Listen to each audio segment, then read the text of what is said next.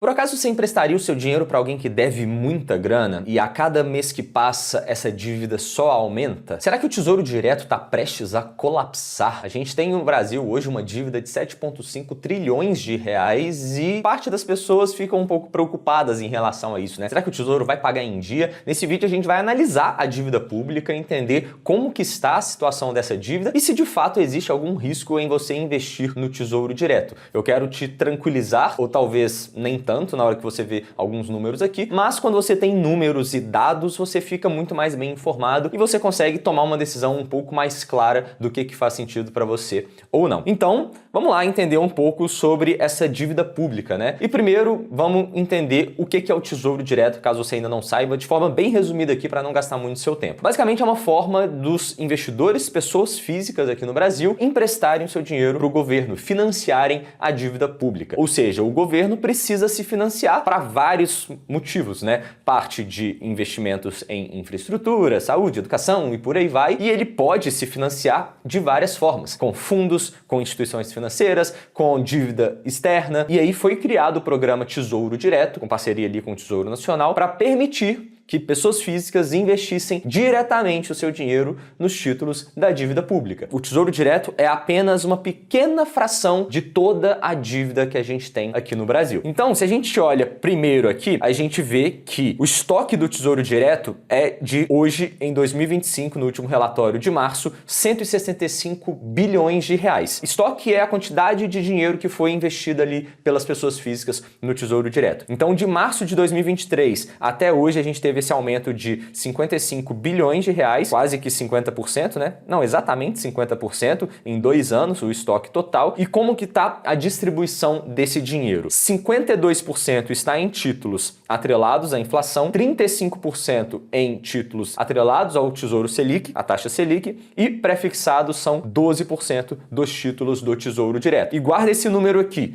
165 bilhões de reais. Se a gente comparar com o estoque total da dívida pública federal, da dívida total do Brasil, a gente tem um aumento absurdo de 165 bi para 7,5 trilhões de reais. Ou seja, a dívida pública realmente é muito maior do que o Tesouro Direto se financia também. Igual eu falei, é apenas um pequeno pedaço, uma pequena fração dessa dívida total. E a dívida total cresceu bastante também, né? De 2023 até hoje, saiu de 5,8 trilhões para 7,5 trilhões. Então, de fato, a gente vê que a dívida vai crescendo muito ao longo do tempo. A dívida interna saiu de 5,6 para 7,1 e a dívida externa de 234 para 309. Isso aqui é um ponto até positivo, né? Porque a dívida externa é aquela dívida que está atrelada ao dólar, ao câmbio, e apenas 3% da nossa dívida hoje, menos de 4%, é dolarizada. Isso é bom porque o dólar disparou nos últimos meses. Se o dólar tivesse disparado, pagar essa dívida seria muito mais caro. Então, como é apenas um pequeno percentual ali, né? Grande parte da nossa dívida está em real, isso reduz um pouco o risco dessa dívida. Seria muito pior se essa dívida tivesse extremamente dolarizada. E dessa dívida pública federal total, a gente tem prefixado 21,5%, indexado à inflação 28% e taxa flutuante, que seria Selic, por aí vai, 47%. Isso aqui, metade da dívida está de forma flutuante, por um lado é bom, pro outro nem tanto, né? Porque se a Selic sobe, igual a gente está tendo a Selic subindo hoje, curva de juros futuros subindo também, o que a gente tem? Basicamente, os juros que o governo precisa pagar também estão aumentando. Então,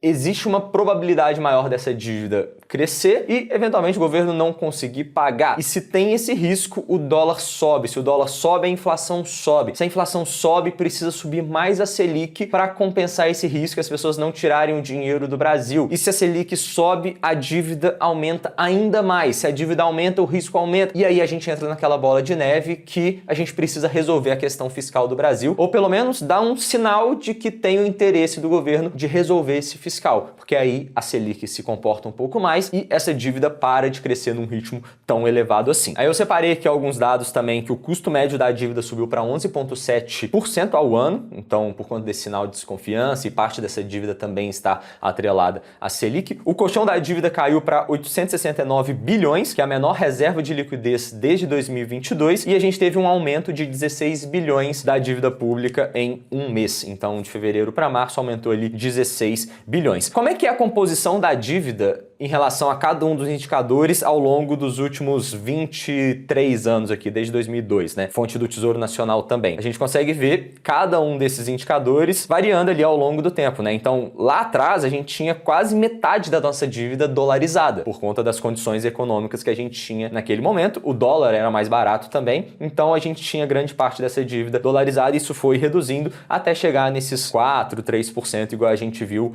hoje. Taxa flutuante ali, que seria o Tesouro Selic, 46% hoje, já foi menor inclusive. Índice de preço, a gente está falando do IPCA. Antigamente a gente até tinha outros índices de preço no Tesouro, como por exemplo um Tesouro IGPM, ao invés do Tesouro IPCA. Não era exatamente esse nome, porque eram aquelas siglas, né? LTF, LTN, NTNF, NTNB e por aí vai. E o prefixado hoje, 22%. Se a gente olha como que foi essa evolução do índice de preços mais prefixado contra o flutuante mais câmbio, que são de fato essas taxas que variam, teve essa composição ao longo dos últimos 23 anos também, e hoje está meio a meio ali, né? Então metade da dívida é flutuante, metade da dívida é travada. Por um lado, é bom travar essa dívida se você conseguir travar essa dívida num preço mais baixo, numa taxa mais baixa, na verdade, né? Enquanto a taxa flutuante é boa num cenário que a taxa tem a expectativa de cair, porque aí a gente vai ter um custo da dívida menor ao longo do tempo. E, de toda forma, uma dívida pré-fixada, a gente tem uma certa previsibilidade, né? O governo tem essa previsibilidade do tanto que ele precisa pagar, por mais que seja um valor eventualmente mais alto, se ele sabe exatamente o custo da dívida e não corre risco desse custo aumentar muito ao longo do tempo, tem esse ponto positivo. Então, tudo tem um ponto positivo e um ponto negativo, depende do momento e depende da análise que a gente está fazendo, mas a gente tem esses dados aqui. Vamos para o próximo, que é a composição desejada para essa dívida pública no longo prazo. Aqui eles colocaram um prazo de 10 anos, 2035. Basicamente, o governo quer ter 35% em pré-fixados, com prazo médio ali, uma duration de 3 anos. Índice de preços também 35%, com prazo médio de 7,5. Então, a gente sabe que o Tesouro IPCA tem um prazo médio acima do Tesouro pré-fixado. Taxa flutuante, Tesouro Selic 3,5 anos, 23%,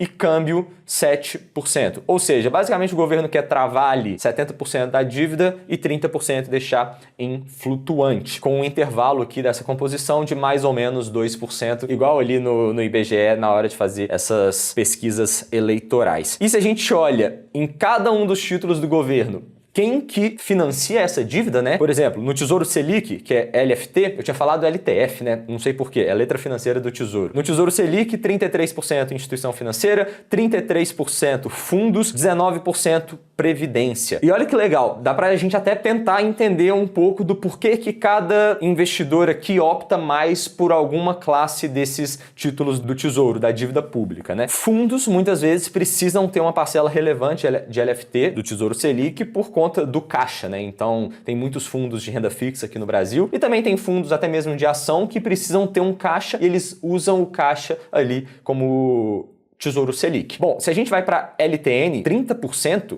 é investidor não residente, LTN é o tesouro pré-fixado e o NTNF é tesouro pré-fixado com juros semestrais. Então, dá para ver que os gringos gostam muito do tesouro pré-fixado. Por que será? E se a gente olha NTNB, que é o Tesouro IPCA, a gente vê que quase metade da dívida do Tesouro IPCA é financiada para fundos de previdência, que tem esse objetivo de trazer esse ganho real ali para as pessoas no longo prazo. Então é curioso a gente ver como que cada ativo do Tesouro muda a sua composição de financiamento, esses percentuais ali para cada um desses detentores, né? Então é alguns pontos que a gente precisa mencionar aqui. Aí fica aquela dúvida, né? Depois disso tudo que a gente falou, será que o Tesouro Nacional tem risco de calote, tem risco de quebrar? Risco sempre tem, né? Nunca vai ser um risco zero, até porque viver é um risco, então a gente sim tem riscos. Mas o Tesouro Direto hoje é considerado talvez o ativo livre de risco ali, principalmente o Tesouro Selic. O que a gente quer dizer com ativo livre de risco? É o menor nível de risco na economia aqui no Brasil. Porque se o Tesouro Nacional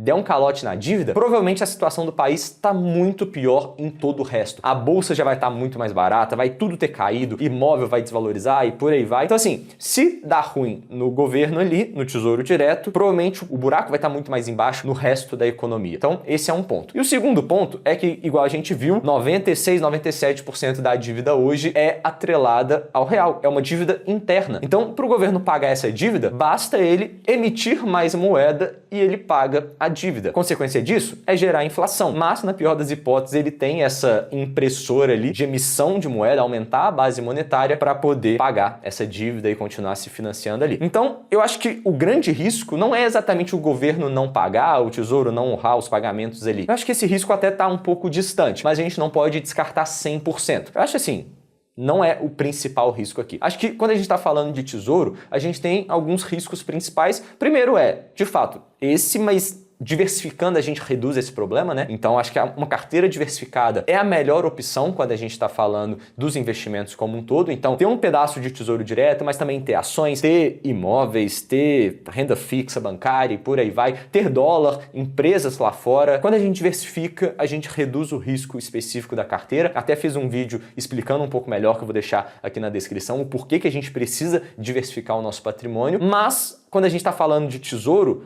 parte desse risco é a desvalorização desses títulos. Quando a gente compra um título pré-fixado, quando a gente compra um título atrelado à inflação, se a gente tem um cenário igual a gente teve nos últimos meses, nos últimos anos, que a curva de juros subiu, esses títulos vão ser penalizados. Eles vão ter uma desvalorização. Por exemplo, dá uma olhada aí, Tesouro Renda Mais 2065, que é um título ali do Tesouro IPCA, né? É uma parcela ali do NTN-B, eles até mudaram o nome, NTN-B1. Basicamente é um título Tesouro IPCA com uma duration super longa, que ele desvalorizou 36% em 12 meses. E da mesma forma, isso acontece em outros títulos do Tesouro IPCA, do Tesouro Pré-fixado também. Por quê? Se a taxa sobe, o preço cai, porque o preço nada mais é do que o valor presente dos fluxos de caixa. Então, se a gente está descontando esses fluxos de caixa a uma taxa maior, o preço aqui vai cair. Então, para a gente evitar esse risco, se a gente tivesse ativos que quando a taxa sobe, a taxa de juros sobe, né, esse ativo se valoriza também, talvez a gente teria minimizado essa queda. Ativos com correlação negativa entre si formam uma carteira muito mais eficiente.